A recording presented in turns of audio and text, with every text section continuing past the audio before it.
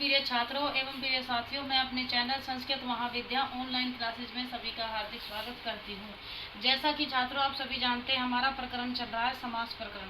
समास प्रकरण के अंतर्गत समास के मैंने 5 प्रकार बताए थे कि संस्कृत में समास 5 प्रकार का होता है। केवल समास, अव्ययभाव समास, और अब हमारा चल रहा है तीसरे नंबर पर तत्पुरुष समास। तत्पुरुष समास के भी मैंने आपको 7 भेद बताए थे, छह भेद बताए थे, जिसमें से द्वितीय तत्पुरुष समास, तृतीय तत्पुरुष समास और चतुर्थी तत्पुरुष समास के विषय में हम पढ़ चुके हैं। आज हमारा आता है पंचमी तत्पुरुष समास।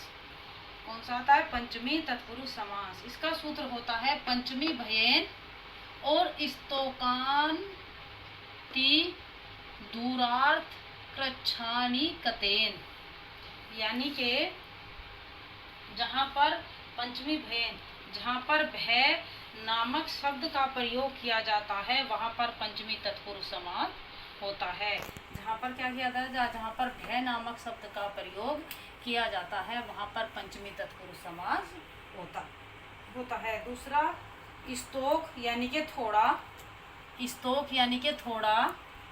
दूसरा अंतिम यानी के समीप।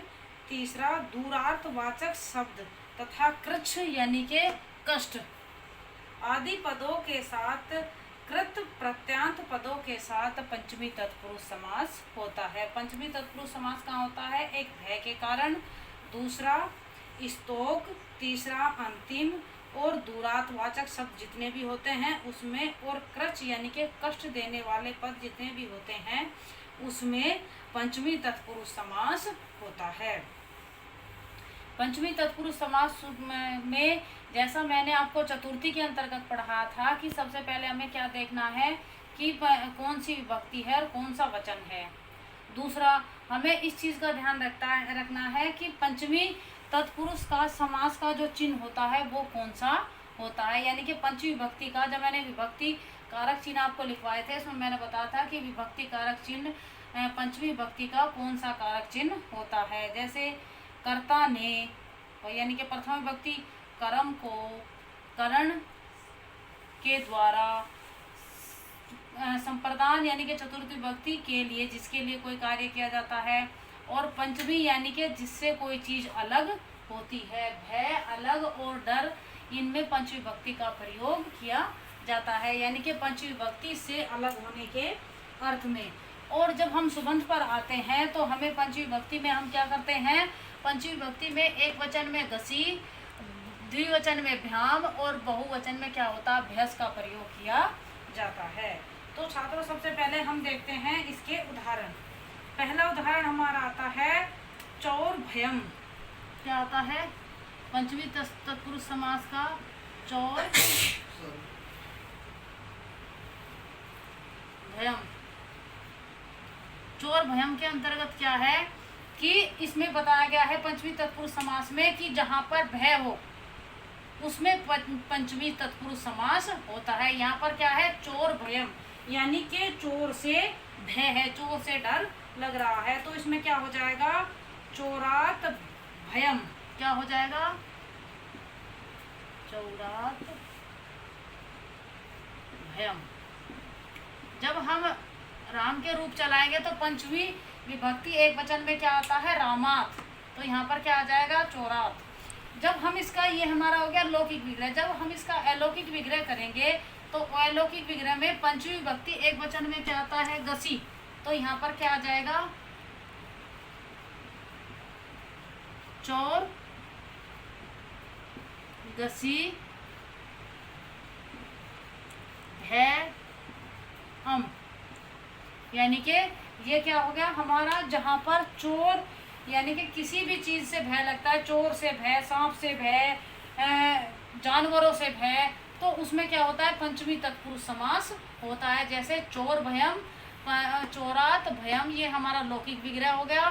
चोर गसी भयम अम, ये हमारा क्या हो गया? अलौकिक विग्रह हो गया। एक उदाहरण हमारा आता है दूसरा। नेक्स्ट उदाहरण हम लेते हैं, क्योंकि इसमें पहले सूत्र के अनुसार बताया गया कि जहाँ पर भय का प्रयोग हो, यानी कि किसी भी चीज़ से भय लगता हो, तो उसमें पंचमी तत्पुरुष समास होता है। नेक्स्ट हमारा उदाहरण है स्तोक, स्तोकान मुक्तः। स्तोक हमारा ये शब्द है, इसका हम एक उदाहरण लेते हैं, स्तोकान मुक्तः। स्तोकान मुक्तः।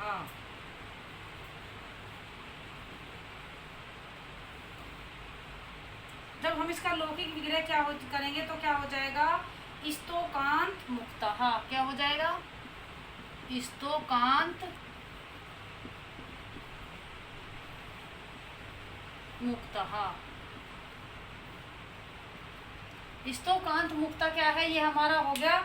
इसका अर्थ क्या होगा, स्तोकान मुक्ता का, कि थोड़े से मुक्त हुआ, यानी कि जो थोड़ी सी चीजें हैं उनसे अलग हुआ। यानी मैंने आपको बताया था कि अलग होने के अर्थ में पंचविभक्ति का प्रयोग किया जाता है, यानी कि थोड़ी सी चीज से अलग हुआ, मुक्त हुआ। तो इसका जब हम लौकिक विग्रह करेंगे, लौकिक विग्रह हमारा, जब हम अलौकिक विग्रह करेंगे तो क्या पंचविभक्ति एक वचन में क्या आएगा, गसी। तो हमारा हो जाएगा अलौकिक विग्रह स्तोक, स्तोकान, स्तोक, गसी, मुक्त, सु। यहाँ हम सु क्यों ले आए, क्योंकि ये प्रथमा विभक्ति में है, तो इसलिए हमने यहाँ पर सु का प्रयोग किया। और जो मैंने इससे पहले उदाहरण आपको बताया था, तो उसमें मैंने सु की जगह यहाँ पर अम का प्रयोग किया था। एक उदाहरण हम देखते हैं अंति। अंति में देखते हैं अंतिकाद गताः, अंतिकादाः गताः। एक उदाहरण हमारा आता है अंति का दा गताः। जब हम इसका लौकिक विग्रह करेंगे तो क्या हो जाएगा, अंतिकात आगताः। क्या हो जाएगा, अंतिकात आगताः।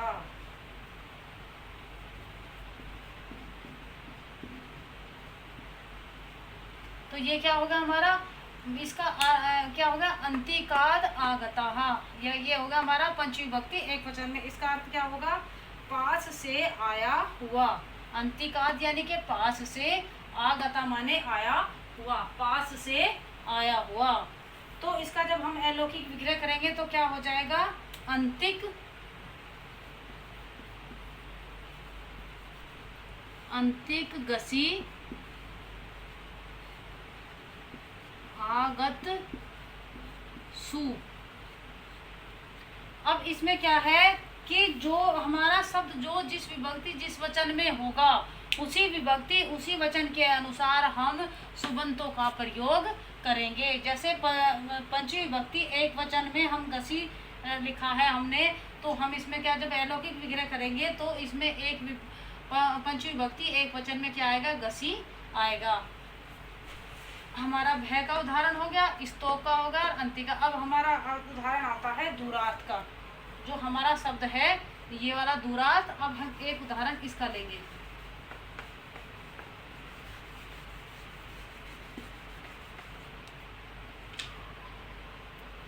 दूरात का उदाहरण होगा दूराद, दूरादा गताः। क्या हो जाएगा, दूरादा गताः। दूरादा गता का जब हम लौकिक विग्रह करेंगे तो क्या हो जाएगा, पंचविभक्ति में दूरात आगताः। क्या हो जाएगा, दूरात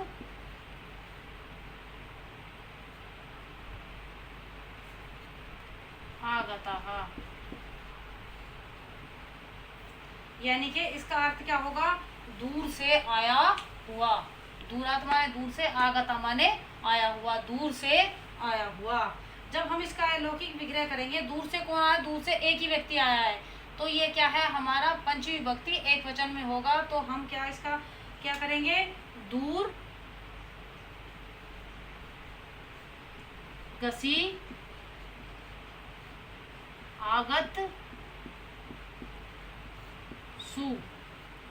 ये क्या होगा, ये हमारा इसका अलौकिक विग्रह हो गया। क्योंकि दूर से आगता माने आया हुआ, ये दूर से जो व्यक्ति आया है वो अकेला ही आया है। तो व्यक्ति क्या हो गया, एक वचन में हो गया।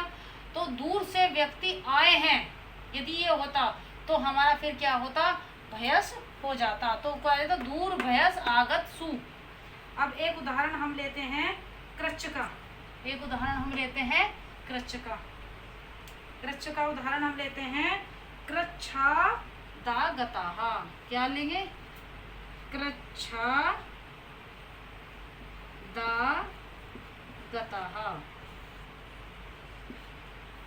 जब हम इसका लौकिक विग्रह करेंगे तो क्या हो जाएगा, कृच्छात आगता। क्या हो जाएगा, कृच्छात आगता। इसका अर्थ क्या होगा, कष्ट से आया हुआ, यानी कि कष्ट यानी कि दुखी होकर आया हुआ, जो कष्ट प्राप्त करके चल के आया है उसे बोलते हैं कृच्छाद आगता, यानी कि कष्ट से आया हुआ। जब हम इसका लौकिक विग्रह करेंगे तो लौकिक विग्रह में क्या हो जाएगा, अलौकिक विग्रह में क्या आ जाएगा हमारा, कृच्छ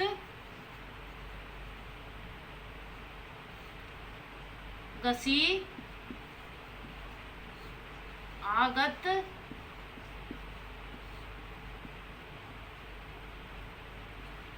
सु। तो छात्रों, जैसे मैंने पंचमी तत्पुरुष समास के अंतर्गत आपको बताया है कि पंचमी तत्पुरुष समास का होता है जहाँ पर डर हो यानी कि भय हो, स्तोक यानी कि जहाँ पर थोड़ा कोई चीज प्राप्त की जाए यानी कि थोड़े से मुक्त हुआ, और साथ में क्या हो, अंतिम यानी कि अंतिक यानी कि पास से आया हुआ, दूरार्थ यानी कि दूर से आया हुआ, और नेक्स्ट शब्द क्या है हमारा, कृच्छागता यानी कि कृच्छ यानी कि कष्ट से आया हुआ। तो इन सभी शब्दों के जो हमारे पंचमी तत्पुरुष समास के अंतर्गत आए हैं, इन सभी के मैंने एक एक उदाहरण आपको पंचमी तत्पुरुष समास के अंतर्गत बताए हैं। ऐसे ही आप जितने भी उदाहरण आपके सामने आते हैं तो आप उनका समास करके लौकिक विग्रह और अलौकिक विग्रह, लौकिक विग्रह और अलौकिक विग्रह, इस प्रकार से दोनों में करके देख सकते हैं। आप इनके ठीक प्रकार से किस उदाहरण जो आपके सामने आएंगे उनका विग्रह किस प्रकार कर पाओगे, एक तो जब आपके सबसे पहले विभक्ति चिन्ह अच्छी प्रकार से याद होंगे, यानी कि कर्ता ने कर्म को करण से के द्वारा संप्रदान के लिए और अपादान से अलग होने के अर्थ में, और षष्ठी जिसके सह संबंध के अर्थ में यानी कि का के की रा रे री, इस प्रकार से ये हमारे विभक्ति चिन्ह याद होंगे। दूसरा, जब हमें सुबंत अच्छी प्रकार से याद होंगे यानी कि सु ओ जस अम ओट सस टा भ्याम भिस